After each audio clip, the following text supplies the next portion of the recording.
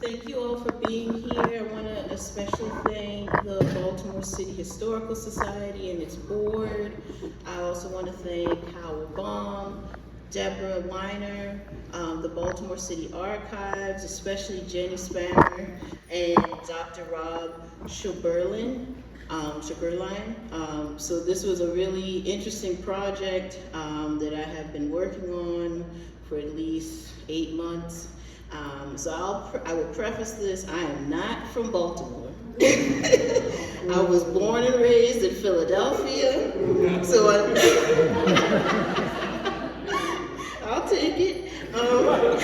So another graffiti and mural city, and when I started working here, first at Loyola University, Maryland, and then at Morgan State University, where I currently am, I noticed a lot of similarities between Philly and Baltimore, so not just the row houses and the good food, but also the graffiti and the murals here. And I was a little jealous that Baltimore actually started its official mural arts program 10 years before Philadelphia did, which is a city considered the graffiti capital of the world. So Baltimore started its mural arts program in 1975, which is amazing. Turn off the lights.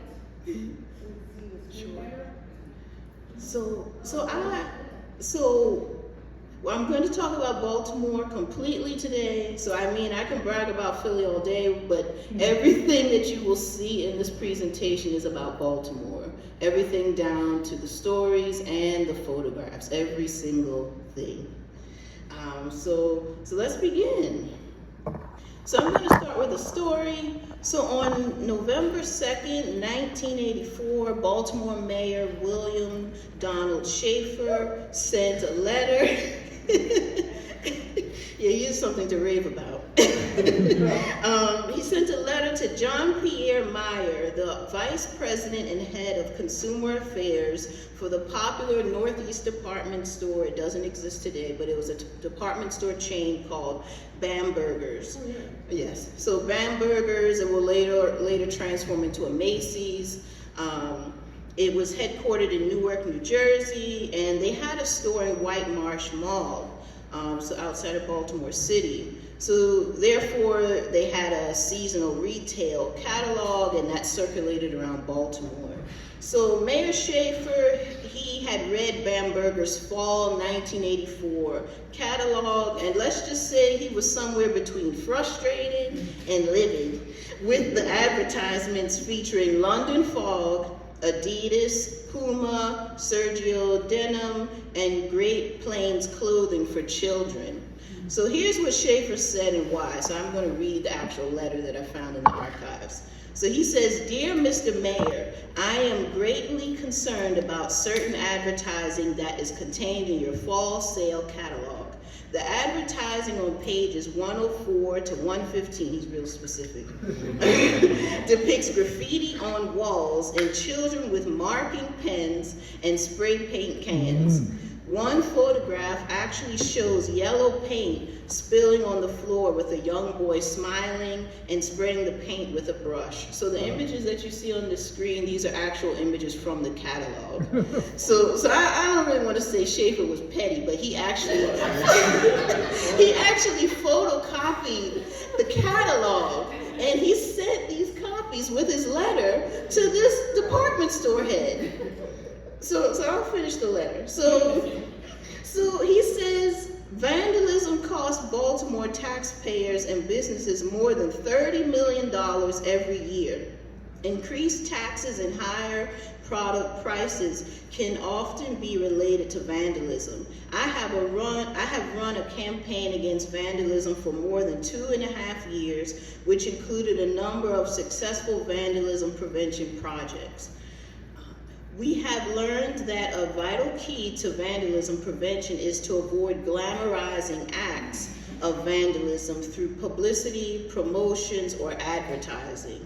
We would rather reward youth for beautifying an area than threaten to punish them if caught writing graffiti on public and private property. The type of advertising used on pages 104 to 115 of the fall catalog could actually imply that graffiti writing on others' property is not only fun, but acceptable.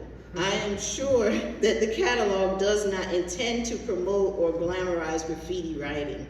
However, it is possible that the photographs could be viewed from that perspective. I sincerely hope that future catalogs will emphasize our children involved in positive acts. I am sure you will agree that promoting a beautiful environment is an important issue and one that deserves your most serious consideration. Sincerely, Mayor. So, yes, so in my opinion, Bambergers knew exactly what they were doing. They were advertising kids playing with spray paint in the middle of a worldwide graffiti art movement. This is in the 80s, that began in the 1960s and reached a high point in popularity during the 1980s when you had films, magazines, and even music videos that were celebrating graffiti as a new art form. So these ads were no accident. So if you need more proof that I'm right, case in point, this advertisement here from the Baltimore Sun that's on your left. So it's basically a little boy, this is from June 1984. You have a little boy sitting in this fancy reclining chair, reading a 1962 book. I had to actually look the book up. And it's called Eugene, Why Don't You Paint? By Betsy Wade. So I don't know who Eugene is, but as you can see, many youth were engrossed in paint and graffiti, and even department stores were trying to capitalize on the cultural trend at the expense of city officials, businesses, and residents who found graffiti on their public and private property not only a nuisance, but an act of vandalism, and also a habit that could cost cities millions. So it costs urban cities millions of dollars in repairs to keep neighborhoods beautiful. It costs cities thousands of dollars in cleanup of private businesses. And this is also the case for Baltimore, cleaning up other businesses' property. And also there's the issue of potential litigation if police didn't crack down on graffiti artists and punish youth harshly enough to prevent the crime from happening again. It also costs cities like Baltimore tax-paying residents along with new businesses and industries from wanting to permanently anchor themselves in the city. Because in their eyes, graffiti equaled crime, blight, chaos, and urban decay, things people didn't want to experience or want to disrupt their financial investment in a community if it appeared to be falling into decline, poverty, crime, and lacking safety. This is especially a problem for the upper and middle classes that linked wealth and status to the property that they owned. So nevertheless, the anti-vandalism campaigns and mural arts programs that Baltimore city's officials took on from roughly 1975 to the present were meant to financially rescue the city from the image of blight that could cause it to lose taxpayers, job-producing industries and businesses, and financial investments and success in its revitalized commercial corridors like the Inner Harbor. So just a little bit more information about this slide. So the Center for Juvenile Delinquency Prevention, they did research in the 70s and the 80s about who was the typical vandal, and these were the characteristics that they came up with. So it didn't involve, this wasn't the identity of every single youth that did graffiti during this time period, but the majority of them were between the ages of 12 and 15. They were white and male. They allegedly came from a home that had high parent and child conflict. They're not really like a transient person, as people would assume, and they often committed this crime of graffiti in groups instead of individually. And then in some cases, the center assumed, or with their research believed, that these students weren't really outspoken or competitive in school, but this was their outlet by doing something like graffiti in secret. So Baltimore's earliest anti-vandalism maneuvers began in the early 1970s. Vandalism encompassed one or more of the following: graffiti, broken windows, fire damage, damage to buildings, vehicles, equipment, shrubbery, or public grounds. These forms of graffiti were found in alleys, parks, bridges, schools, libraries, underpasses, public bathrooms, telephone booths, railroad stations, public transportation, so that could include buses, trains, and bus stop shelters, abandoned factories and industrial warehouses. Some public and private spaces are also considered taboo for some graffiti artists. And those taboo places would include places like tagging churches, statues, headstones in cemeteries, and even homes, but you still have people that will do it.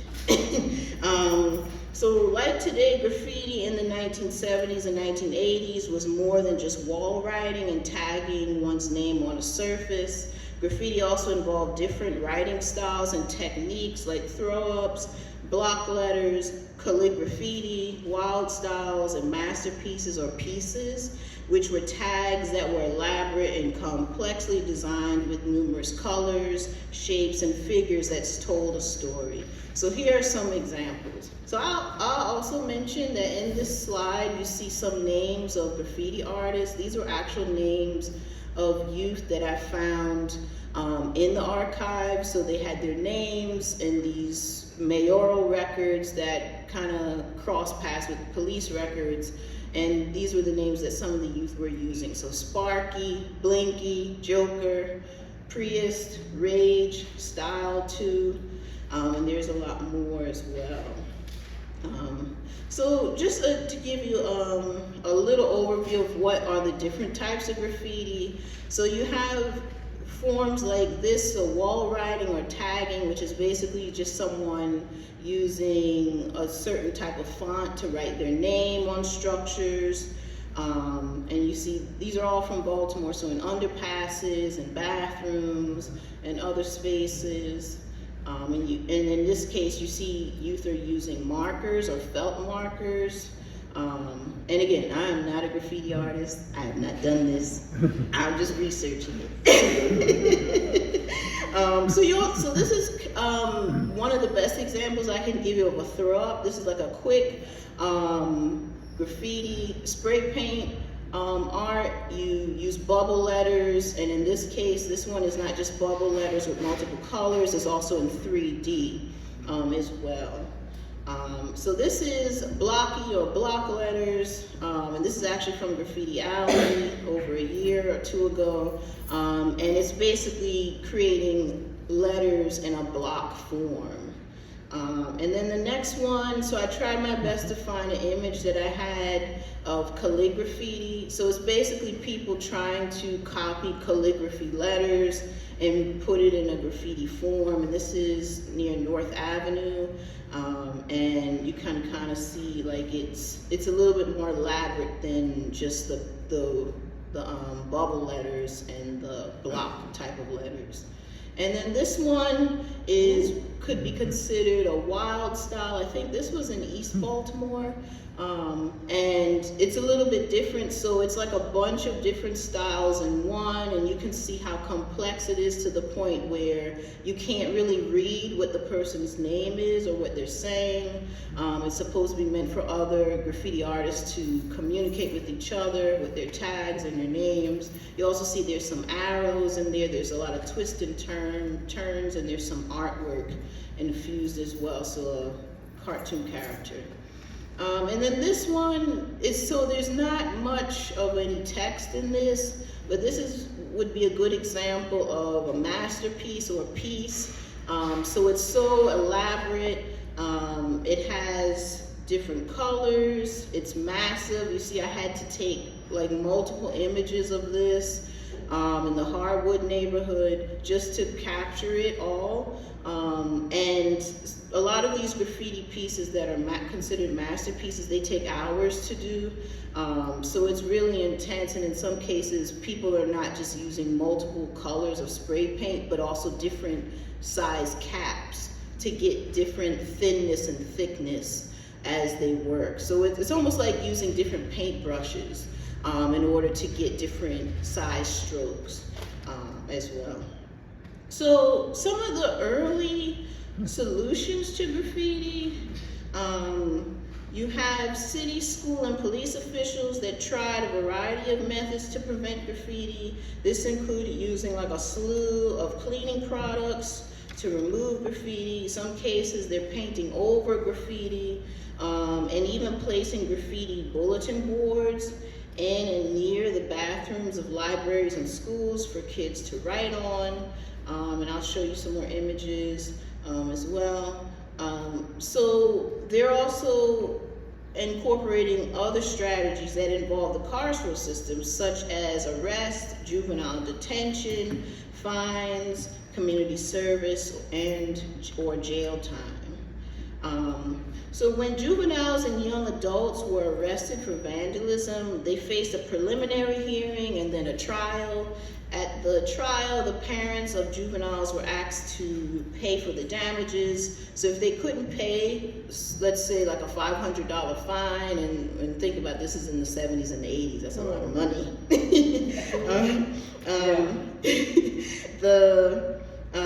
The juveniles were sentenced to hours of community service at local recreation centers, churches, nonprofits, and city agencies. So in some cases, you've got to do service work at interesting places like Enoch Pratt Library and the Baltimore Zoo. In Mayor Schaefer's records held at the Baltimore City Archives, I found that graffiti artists who were usually arrested were between the ages of 11 and 29 years old. So nearly all of the youth arrested were male. So there were a few girls and women that did graffiti, but not so much as men and boys. And some of them were repeat offenders. So in one case, I found a group of brothers named Terry, David, and Joseph. I don't know if y'all know them. But they ranged in age from 11 to 16 years old, so they were basically a crew. And they were arrested by police. In another case, there was an 18-year-old graffiti artist who was sentenced to 1,000 hours of community service. Wow. So I wonder how much he did, how much work he put on the walls. So in a third case that I reviewed, 2 juveniles were sentenced to removing graffiti on Cole Street in Carrollton Circle. And like in the story I told you in the introduction of this presentation, Mayor Schaefer was heavily invested in all the details about juveniles and young adults arrested for graffiti.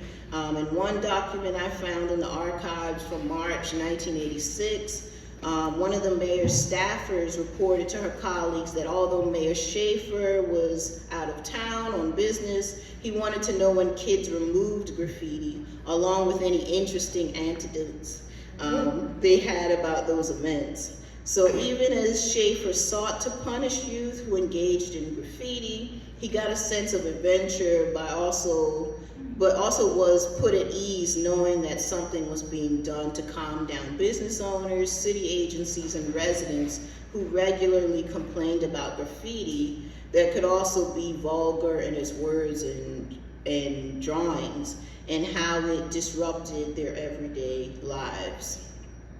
So the Beautiful Walls for Baltimore was established in August 1975.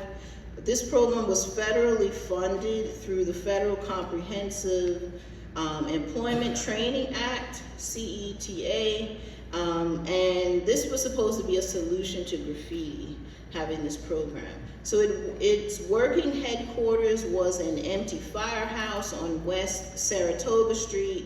The program began as a collaboration between the Mayor's Advisory Committee on Art and Culture and the Mayor's Office of Manpower Resources. So Beautiful Walls for Baltimore involved underemployed artists, and that's in quotation marks, who would work temporarily as city employees. So the program operated on a year-to-year basis because it relied on the federal government's public employment funds to support 10 artists and 10 apprentices to work with them by 1976. So from the start, the program involved over 40 artists, and I listed the ones that I were able to accurately document based on what I found in the archives for that time frame, 1975 to 1978. So basically the goal was to have these 40 artists create murals, and this not just like external murals that would be outside, but also indoors, on internal walls throughout the city. According to Dr. Julie Roy Jeffrey, who was a historian at Goucher College, Beautiful Walls for Baltimore was similar to the federal government's 1930s Works Progress Administration programs during the Great Depression, when artists were hired to create art to boost the economy. So furthermore, Beautiful Walls for Baltimore had two main goals: to give underemployed artists work in their own field and to make neighborhoods more attractive. So the process of getting a mural on a neighborhood structure began with staff from the mayor's office holding a preliminary meeting with neighborhood people to find out what kind of murals they wanted. Then an artist would submit a mural design for the community to review. The community and the artist would later come together to determine the final design based on the community's preferences. Sometimes Beautiful Walls for Baltimore would reassign artists to make sure the community's vision for the mural matched the artist's talents, skills, and creative style. As artist and director of the program, Monique Goss explained, a mural will never be put where it is not wanted. The function of the mural artist is not that of a sign painter, but of a professional using his training and creative ability to come up with a very individual gift to the community. Thus, the design process involved negotiation, compromise, and often tension. So once the mural design was finalized, artists from the program painted the murals on the walls while people watched and advised on its completion. So the public didn't actually participate in the painting, but they helped with the design while the professional did the painting, and most likely the apprentice that was assisting them. So you have here that some communities held neighborhood parties to celebrate the mural as a new and uplifting addition to their area. So aside from residents, commuters, bus drivers, and school trip attendees, they would have this, all kinds of people would have this opportunity to witness how art can be public and not limited to museums.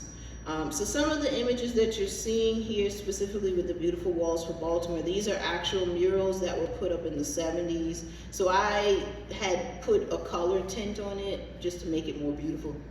But when I took pictures of it, it was in black and white. So just to kind of liven it up a little bit.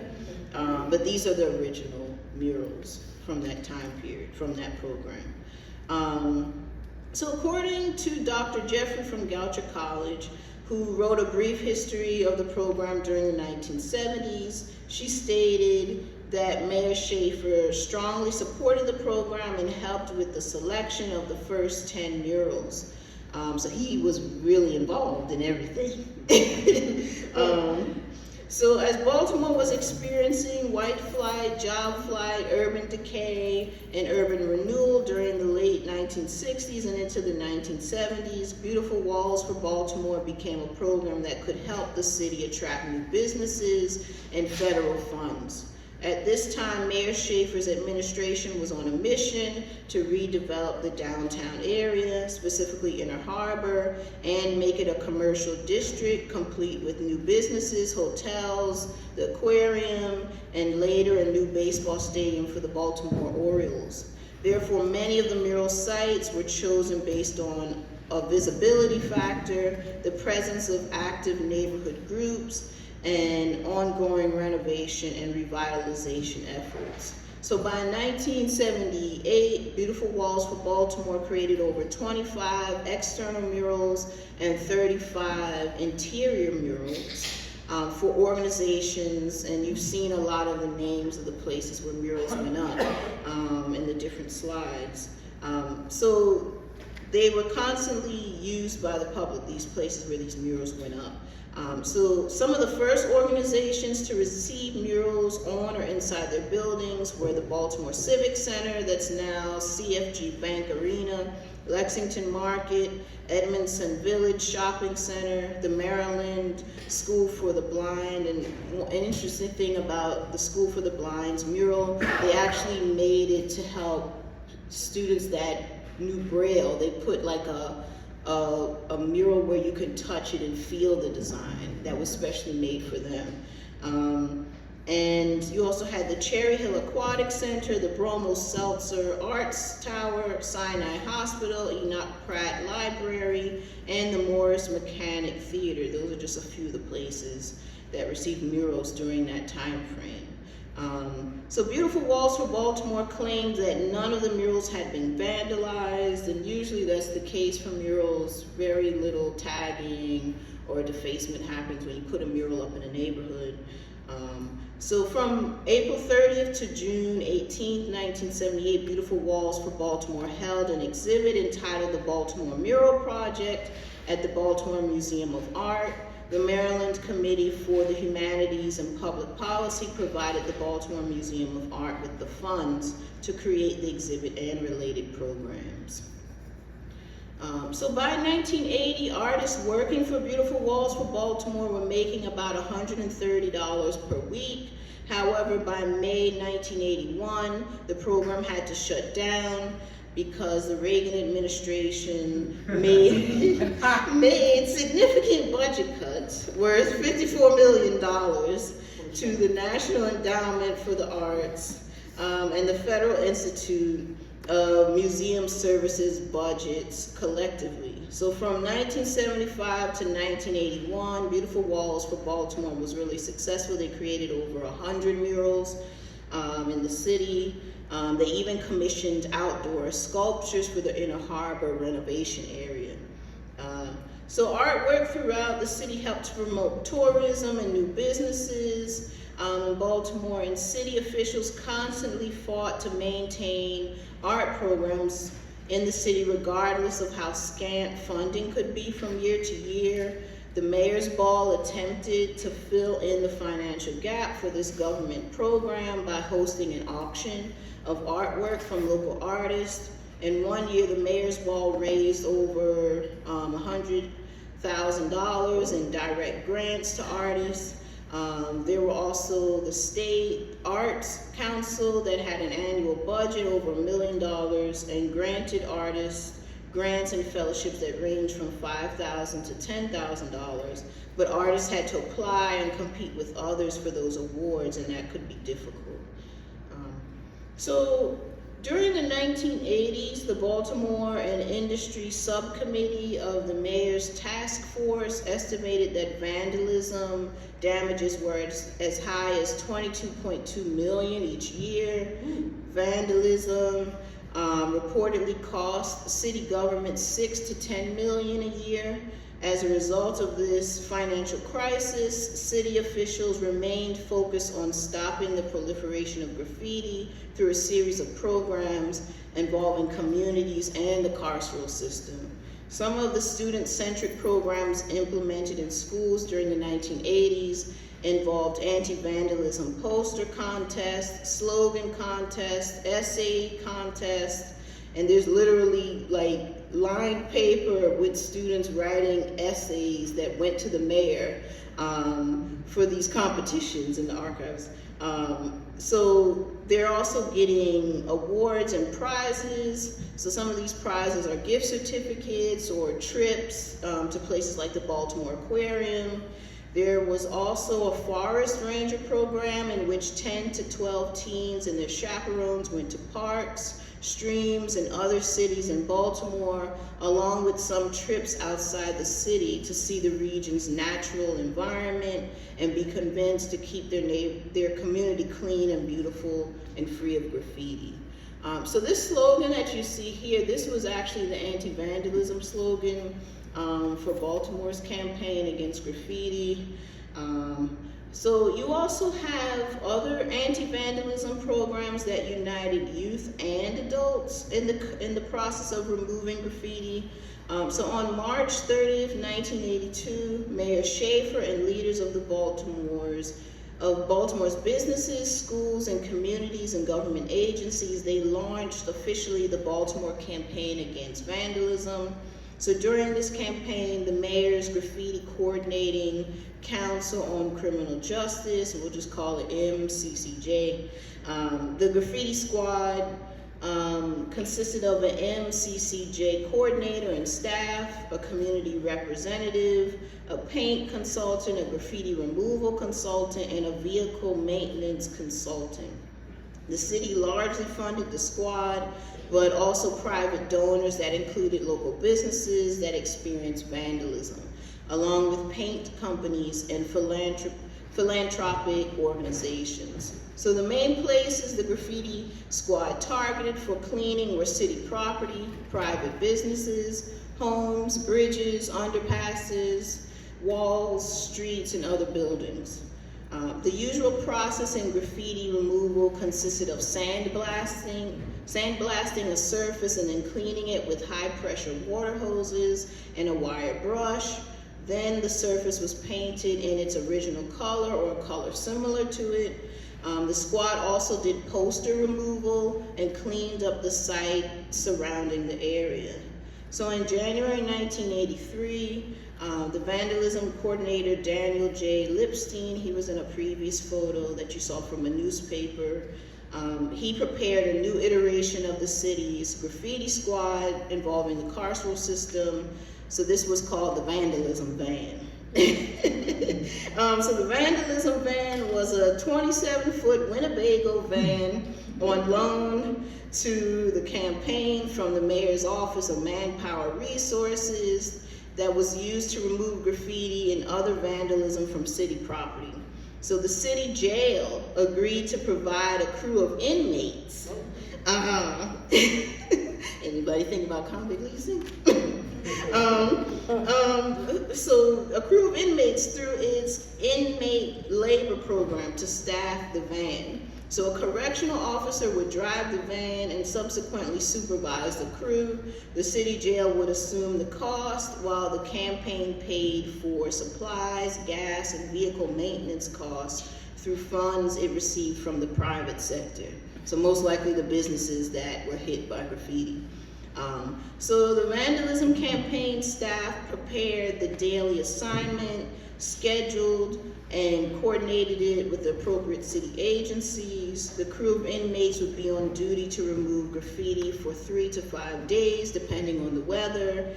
During the cold months of the year, MCCJ staffers Dan Lipstein and Paula Candle had to create an indoor work schedule for the vandalism removers. The van would also be used on an emergency basis. It wasn't meant to substitute any city agency's normal maintenance responsibilities, but interestingly, the van was made available for special tours and graffiti removal demonstrations. So if you've seen some videos on YouTube or some historic photos of graffiti removal officials, so not like inmates, but they're wearing a whole suit to clean and use these high power hoses. So to have a demonstration is kind of interesting. So another program that was used in 1983 to combat graffiti was the Juvenile Services Administration's Social Responsibility Program. So in this program, over 250 youth who committed vandalism or misdemeanor would pay for their crimes through hours of community service at one of 200 work sites at government agencies and nonprofits. So this program also gave youth an opportunity to have their criminal record containing vandalism charges expunged. So I have an interesting story for you all. So on June 19, 1983, teenagers Thomas Jeter Jr., Rammel Gamble, and William Beverly were arrested at 2 in the morning for spray painting graffiti in multiple places in the city. So the Sutton Place apartments in Bolton Hill, and I did my research. It's now called Renew Mount Vernon, and word on the street is Renew is not in Mount Vernon. It's in Bolton Hill. A wall on the 1200 block of Rudder Alley, and the Robert C. Marshall Recreation Center. So these 3 teams, they tag all these places. So Jeter in particular also tagged a Foodorama store at 2700 West Cold Spring Lane. So police caught the 3 teens together. Most likely they were working as a crew, and they were carrying 9 cans of spray paint and 3 athletic bags. So the interesting twist to this story was that Jeter and Gamble were art students at the Maryland Institute College of Art. So Micah. And I hear there's a running theme that even today, many Micah students are secretly graffiti artists. And I did my rounds today. Graffiti Alley just happens to be across the street from Micah. Okay, let's keep going. So roughly a month after that arrest, Jeter went before District Court Judge Martin A. Kircher and pled guilty to 3 counts of malicious destruction of property. Kircher was set to punish Jeter with 3 consecutive 18-month terms of jail time. Yeah, so for a nonviolent crime, yeah, it's a lot of time. However, Kircher gave Jeter the option to do 500 hours of service through the city in which he would paint walls, floors, and possibly murals for recreation centers. So Jeter would also have to spend 36 months on supervised probation. Once Jeter successfully completed those requirements, his criminal record would be expunged. So by 1986, youth and young adults were still doing graffiti all over Baltimore. Within the first 3 months of that year, the Baltimore City Police arrested 80 people for graffiti. The Department of Recreation and Parks and Public Works regularly united to remove graffiti from places like the Towanda Recreation Center, the Lexington Market area, the Eastern Avenue Underpass, and I-83. The MCCJ was also continuing to create new projects to get the community involved in cleaning up graffiti from neighborhoods. So in one program called Prime Time, city officials recruited students, community residents, and businessmen to remove graffiti that covered the Howard Street Bridge and assist with placing a mural on a wall next to the bridge. The MCCJ got approval from Micah and the Mount Royal Improvement Association to do the project. So the Baltimore Paint and Coatings Association donated the paint, and private businesses were asked to donate funds to cover the $7,500 artist fee. So then the volunteers were scheduled to paint the primer coat or prime the bridge, while the selected professional artist, who was Don Duncan, put the first brush strokes on the mural he designed based on the community's preferences.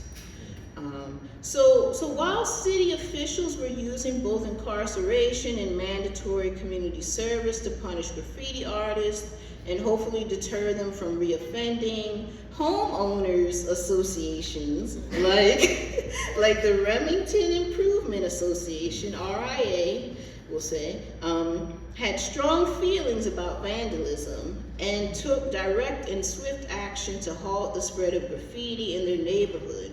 So in June 1986, the RIA's newsletter, the Remington Rambler, featured a note from its president, Ross Hetrick, who told members that RIA officials were partnering with city inspectors to tour their neighborhood on a regular basis to look for graffiti and other forms of vandalism and housing code violations, so that they could arrest a graffiti artist and issue citations to residents and businesses that did not maintain their properties to the association standards.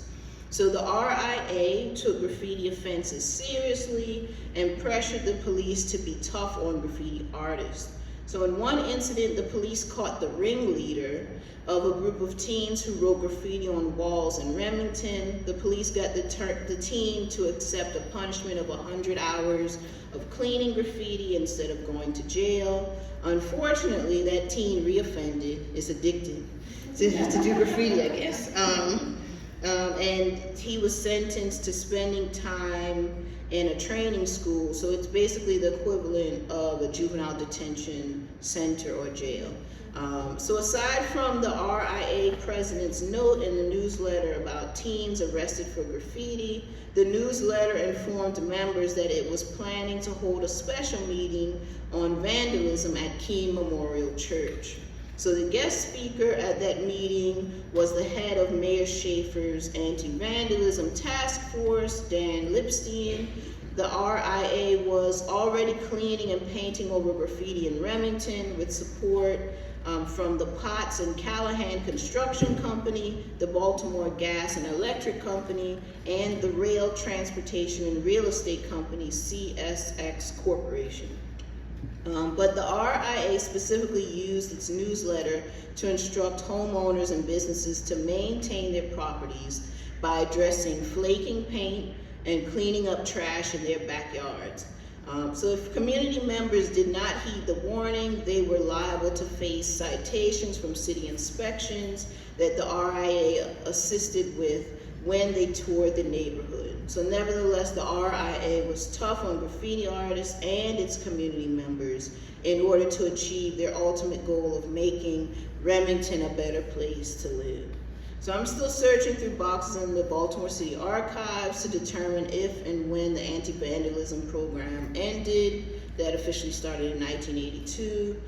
And I'm also trying to see if it did end, if there was a derivative program that it was created afterward, and is currently in operation today. But it's possible that this anti-vandalism campaign that Mayor Schaefer started in '82 possibly ended when he became governor by 1987. So Graffiti Alley. So fast forwarding to the present day, we have Graffiti Alley. So I did some research about its origins. So in 1910, St. Luke's Hospital owned property from 114 to 120 West North Avenue. That year, the hospital's board of trustees voted to build a laboratory and dispensary at 120 West North Avenue. So it's unclear in newspaper archives whether the hospital actually used the space, but by 1914, the Ford car dealership, Eastwick Motor Company, owned the property from 120 to 126 West North Avenue. So the building 120 West North Avenue, which I've been focusing on because it's what's called Motor House today, and basically they're the ones that own Graffiti Alley. This building was particularly equipped with an auto showroom, a freight elevator to move cars in and out the facility, skylights so that mechanics could effectively repair cars, and a mezzanine so that managers could view their workers from a distance. So Eastwick Motor Company sold new and secondhand Ford touring cars until the 1950s. So it makes some sense why this space will eventually become an art gallery in a little bit. So by 1954, that location, 120 West North Avenue, that property was briefly owned by Kernan Motors Inc., but within 3 years you had E.T. Newell Company Inc. Auctioneers purchased the area. So E.T. Newell Company operated from that North Avenue location through the mid-1970s. The company frequently used the Baltimore Sun paper to advertise that it bought and auctioned modern and antique household furniture, china, glassware, damaged freight, metals, guns, toys, and salvaged merchandise. So I'm gonna hesitate to call it a junkyard. But you see what they sell. So the company's auction sales took place in the gallery area of the business. So customers would pay for their items in cash and be expected to immediately remove their items from the store at their own risk and expense. So, so the furniture removal took place in the alley. So during the mid-1970s, the building changed hands and was held by the business Lombard Office Equipment. So according to oral histories, the establishment sold beaten and battered used metal office furniture. Additionally, the alley became known for having a lot of trash in it, but it also became a space where people illegally engaged in sex and heroin use. So it took on the image of being a seedy area of the neighborhood. So by 2002, the neighborhood was designated the Station North Arts and Entertainment District. In 2005, Sherwin Mark purchased the location and established an art gallery and performance space called Load of Fun. So when Mark viewed the L-shaped alley that would become Graffiti Alley, he noticed that its walls had crude lettering, and that's a quote, scribbled on it, and was colored black and white. Mark eventually commissioned a few murals for the back of the building, and then later graffiti began to appear over the murals. So in Mark's opinion, the graffiti was colorful, artistic, sophisticated, and crafted with care. Mark even saw some graffiti artists actively working in the alley, and they carried black notebooks full of designs, so similar to art students. So you also have here. That's Mark up there. Oh, thank you for letting us know. I've been visiting Graffiti Alley so many times and taking pictures, and I didn't know all the details, but I did see him in the newspaper, and I didn't put both of those things together. What was the comment? So this is actually Mark, Sherwin Mark, yes. So. Yeah, he wanted to make that a permanent artist space, but the city drowned him in code violations. He said, I'm getting like $10,000 a month in rent, and they want me to put in like $1 million into this space, which I don't have, to renovate it. So he had to sell it because the city kept hitting him with more and more violations. Let's let the talk finish. Sorry about that. Oh, no, thank you. I appreciate it. And you're right. So according to Baltimore Sun journalist Mary Carol McCauley, Mark and Carly Faye Hansen, a former Load of Fun intern and the alley's unofficial archivist, protected the alley on behalf of graffiti artists. Hansen in particular put photos of the artwork she saw in the alley on Load of Fun website and on Flickr for the world to view. When Hansen spoke to journalist McCauley about the origins of Graffiti Alley, she stated that the alley became popular around late summer 2007 when there was a national gathering of graffiti writers who came to Baltimore. So the group occupied the whole alley one evening at Load of Fun, and during the event, the alley reportedly was filled with barbecue smoke and spray paint. Sounds fun, huh? So after the summer 2007 event, the police issued Mark a citation because he refused to paint over the graffiti, even though it was required of city business owners to do so. So Mark refused to comply for months, and then one winter morning, he and Hansen discovered that the entire alley had its walls painted white from top to bottom. So in the words of Baltimore Sun journalist McCauley, Mark and Hansen were very upset that hundreds of paintings, thousands of hours of painstaking labor was wiped out. Hansen even referred to the alley as Heartbreak Alley after the incident. Then an unknown group of graffiti writers came in and filled the walls with gang symbols, racist slogans, and messages supporting Al-Qaeda. So that's a quote. So Mark took before and after photos and then spoke with city officials about the alley. Soon Mark and city officials negotiated terms so that graffiti would be allowed only in that alley, and Mark had to remove tags or paintings from any other space on the block. So Mark and Hansen had to convince city officials to let the alley be a graffiti space as long as it maintained a family atmosphere. So that meant no obscenities, no gang slogans, no ethnic slurs, no graphic depictions of private parts. There also cannot be any trash, litter, human waste, other things, including drug needles there. Other businesses nearby supported Mark and city officials, and they accepted the agreement in part because the alley is invisible from the street. So at the time, the city assistant commissioner, Eric Booker, said he was okay with it because the community approved of Graffiti Alley, but he acknowledged the solution wouldn't work in every neighborhood. So Mark earned support from city officials. Hansen contacted her network of graffiti artists and informed them that it was safe to come back and do graffiti there. So today, Graffiti Alley is the only place in Baltimore where graffiti artists can put up their work on walls without being arrested.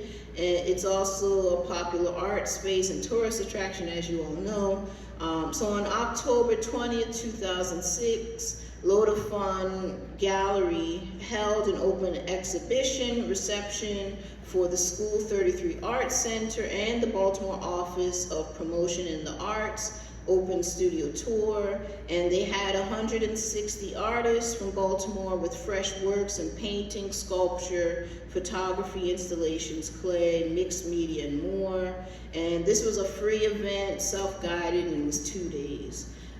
So in addition to that, and I'm kind of skimming my notes here, that same year, 2006, Baltimore Museum of Art and the Walters Art Museum enacted free admission for everyone that comes through their doors. So this was a great movement to make art more accessible for everyone.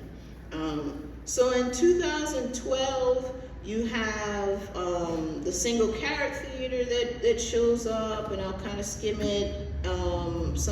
Eventually by 2013, you had the Baltimore Arts Realty Corporation and also Motor House that are occupying the space and managing Graffiti Alley. And they're also installing studios in Motor House for artists to work.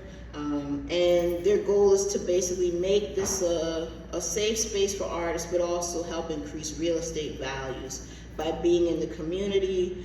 There's also Graffiti Warehouse on that same block and just providing a space for artists. So overall, Baltimore has gone full circle in its relationship with graffiti as a respected art city that contains one of the oldest art schools in the country. So Menika, which was actually founded in 1826, so they're celebrating their 200th anniversary this year. Baltimore has resisted and embraced graffiti as an art form over the last 50 years.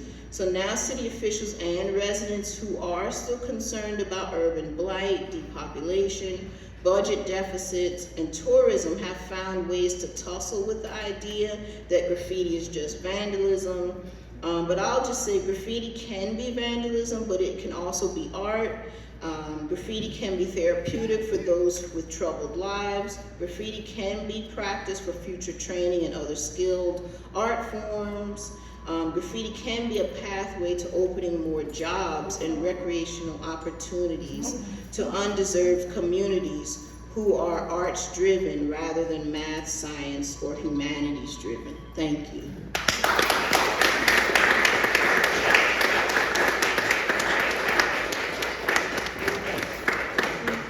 Can we get the lights back again, please? Sid, are you in charge? Thanks.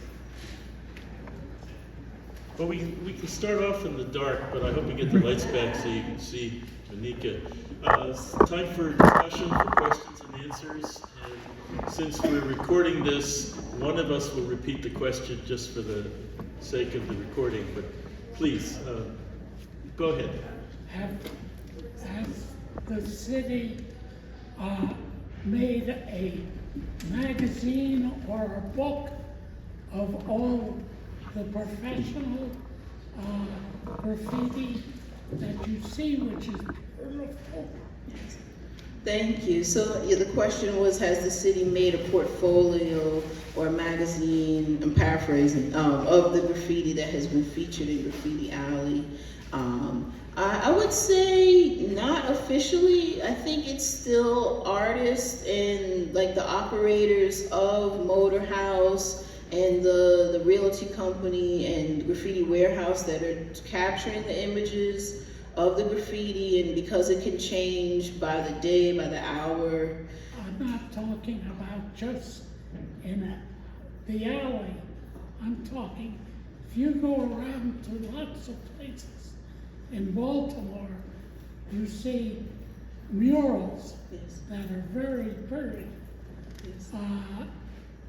a magazine or a book like that could raise money to pay the artists for doing the work.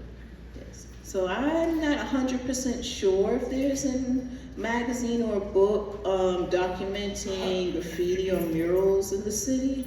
I know that there's some people that are researching graffiti and murals in Baltimore, and they're probably working on a project now to capture it. But I think what has been the trend is that graffiti artists, if they have the time and the opportunity, they'll put up a work on a wall and then immediately take a picture of it and then post it online before it gets erased in a variety of ways. Other people are capturing it. Graffiti Warehouse in particular, they are posting video and images on their website, and they're even putting out a petition to help save Graffiti Alley and keep it intact. But I would assume if it's a city-owned mural, they will take photos and have a celebration, and this happens in other cities, including Philadelphia. They'll take official photos and post it online. And there's also a map of murals in Baltimore online as well that has the pinpoints and locations with some images, but I don't know of an official book. Thank you. So I see some hands back here. So this is right here. Wonderful presentation. My question is about, I suppose the attractiveness of graffiti artists is partly the transgressive nature of the act. Was the city ever able to put a damper on it? Or were all of the programs that they put in place just basically encourage me to get out there again, to get your tags on? Thank you. So I'll paraphrase the question. So was the anti-vandalism campaign successful? Is that a good way to summarize or not? Sure, yeah. Did it deter artists from doing graffiti? So I would say the anti-vandalism campaign was not 100% successful. Some artists just enjoy doing graffiti, and as you see, like there's still like art school students that are still secretly doing graffiti and going to art school during the day. And in the case that I gave you an example with the two students, Jetter and Gamble, I don't know what became of Jetter, but Gamble actually left at Micah, or he was kicked out of Micah, and he ended up at Morgan State, and I would assume he completed his art program there. And he actually has a Facebook page where he's advertising that he was a graffiti artist. But we still have graffiti all over Baltimore. And even though there's a bunch of campaigns, I know that Mayor Schaefer in the 70s, he had the trash ball campaign, convincing people to stop littering and throw their trash. in the trash can and like they're playing basketball. And I mean, we still have those issues today, but I would say that the campaign was not 100% successful. But they did try. So going into schools, having, like I mentioned, the essay contest, the poster contest. They also collaborated with communities to do cleanup programs. They also had bumper stickers. They had a newsletter that they distributed out to people. They had a mailing list that I found in the archives with their anti-vandalism campaign, but it just didn't stick. It was mainly the people that were concerned about their property values and their property being destroyed that were promoting the anti-vandalism campaign. It wasn't youth. And I would say in some cases, Baltimore was a little bit different, where they weren't initially trying to get graffiti artists to work with muralists. They were solicited ideas about what murals should go up on walls, but they weren't actively involving them in the program. So that may occur later, but I know in Philadelphia that they actually convince graffiti artists to sign an oath or raise their hand and commit to never do graffiti again, and then sign on to a mural program instead in their anti-graffiti network. But Baltimore has been different. Yes. Yeah, I'm from Chicago, and in the mid-20th century, I think graffiti was often associated with gangs and gang symbols and gangs, rounding out their territory. Was that the case in Baltimore, and were people making a distinction between sort of gang graffiti and people expressing their artistic sense? Or are there different kinds of graffiti? Yes, thank you. So there's different kinds of graffiti. Some of the early graffiti, especially in the late 60s and 70s, was gang graffiti, and I've seen some photos in the archives as far back as the 1940s, even in places like New York, where there's gangs that write the names of their members on walls, on certain landmarks in a community. So that's usually like wall tagging. It's not really these artistic images, so throw-ups or wild styles. It's not that kind of thing. But that was a concern with youth, that they're putting up like slurs, they're putting up gang symbols, they're marking off territory. And in some major cities, like you mentioned, Chicago, where they had a serious gang issue, Philadelphia also had the same thing.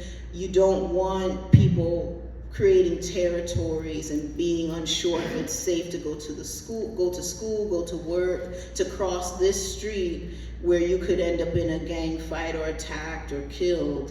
And these gang symbols are on walls. So I guess in the case of Baltimore, they're deciding not to have youth actually do murals because I guess they can't be trusted, I guess in some ways, to not put up symbols or names or references to gangs that adults wouldn't recognize, but youth would. Yes, thank you. I'll just do a wave.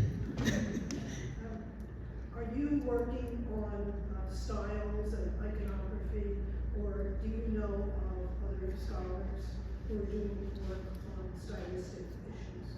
Thank you. So the question is, do I know of, if I'm working on investigating iconography, different styles, or do I know of any scholars that are doing this work?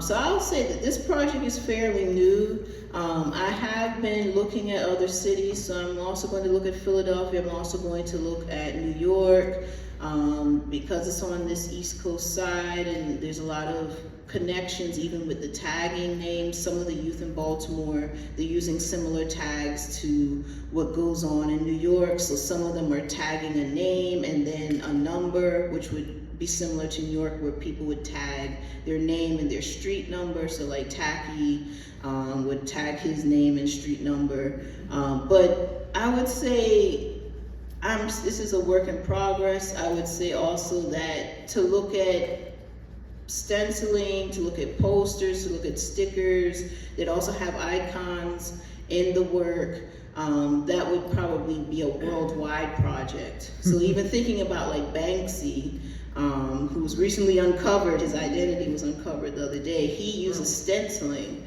primarily.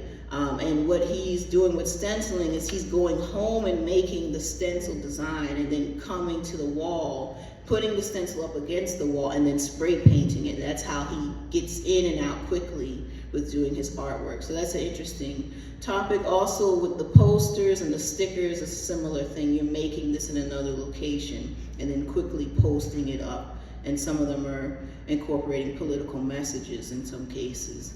So that would be a new turn and also a bigger book to look at all three cities. But to look at Baltimore specifically, there hasn't been any real academic literature on Baltimore's graffiti art movement or history, and that's why I wanted to primarily focus on Baltimore and also look at these other cities at a lower scale. Thank you. Anyone else? I'll go here. So obviously there are different types of graffiti, and some are more artistic, less artistic, as we've gone over.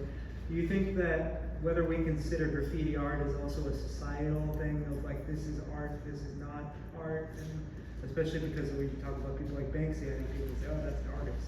Yes. Versus that's a vandal. Yes. So how do you look at that? So I would say, so to paraphrase the question, can we view graffiti as art? Like, who's the critique? Who's the critic? Who makes the determination? Is that more or less? Yeah, I think has there been a movement towards more considering it as art as opposed to like people trying to ruin buildings? Yes. Okay. So I think so it's more in the 70s into the 80s that you see that movement where graffiti is being considered an art form. So especially when you have graffiti being fused with hip hop as a music genre and a culture, and then it's appearing in music and also you see it everywhere, especially on subway cars. So this doesn't just happen in New York, but in other places. And then fusing other colors into the artwork. So not just tagging, but doing all of these elaborate pieces and then putting images with it and making it public. It's making it more for bottom-up communities to share their opinion of art and critique it. And I would say, so I kind of got lost in the question, but I think like Banksy is one person who has transitioned from being like a street artist to now he has some artwork appearing in art galleries, and in some cases he's even destroying the art once it gets into an art gallery or auction, and he's hosting like these secret like art gallery exhibits in some cases in warehouses. So he's treading the line, he's going back and forth. Even Basquiat, he was formerly a street artist, a graffiti artist that went by a certain tag name, and he was mostly a wall writer, and then he transitions to being a professional artist, and you can still see in his artwork his graffiti like origins. And even Keith Haring as well, there's other people as well. So I guess it depends on whose eye is looking at it, what networking you have, and that's kind of why some of these graffiti artists, they're not just being rebels for being rebels, but because they don't feel like their artwork is going to get accepted or in an art museum or a magazine or a book, and this is their way to express themselves and also get some recognition before they die. Okay, you've been waiting a long time. Thanks. And thank you for being here, appreciate it. Thank Interesting you. topic. Thank you. I'm going back to something you said early, and it's quite possible that I misheard it. Because when I heard what I thought I heard, I couldn't get a mental picture of it. You were talking about targets for the graffiti artists, and you talked about walls and et cetera, et cetera. Then you happened to mention shrubbery.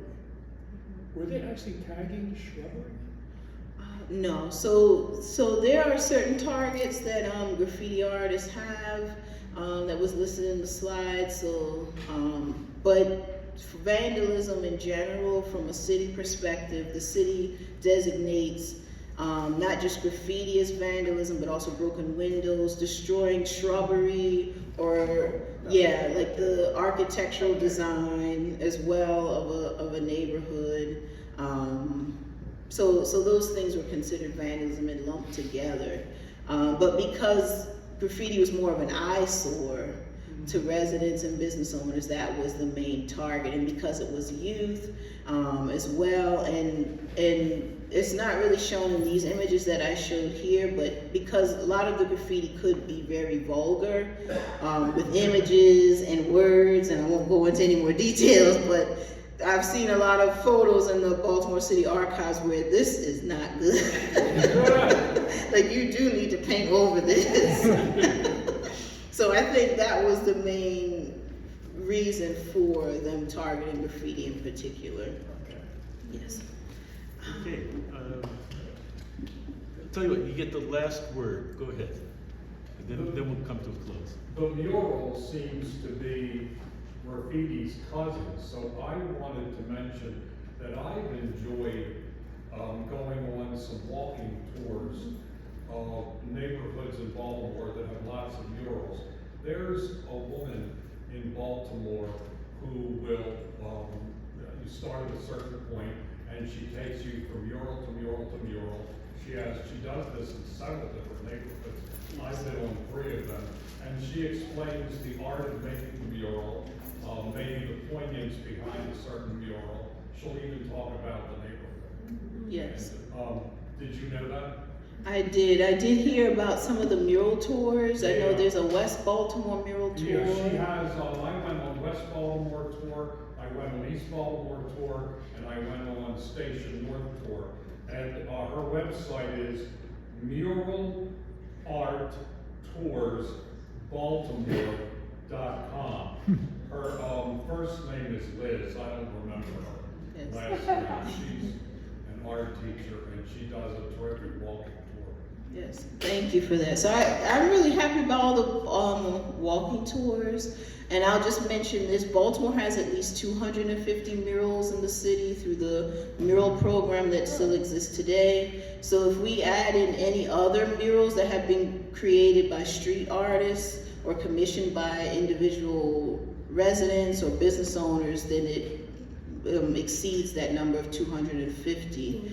But just having those are unique and special and make the city a lot brighter, which is what many graffiti artists tend to say. They don't want to see black and white walls, they want to see color. And I guess that's partly why they tag. Thank you.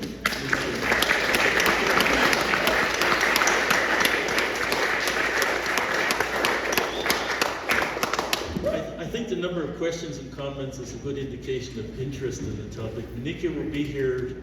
You can talk with her informally until we close. I want to thank you all for coming. Your interest and your attendance here is real important. If this inspires you to think about joining the Baltimore City Historical Society, please do that.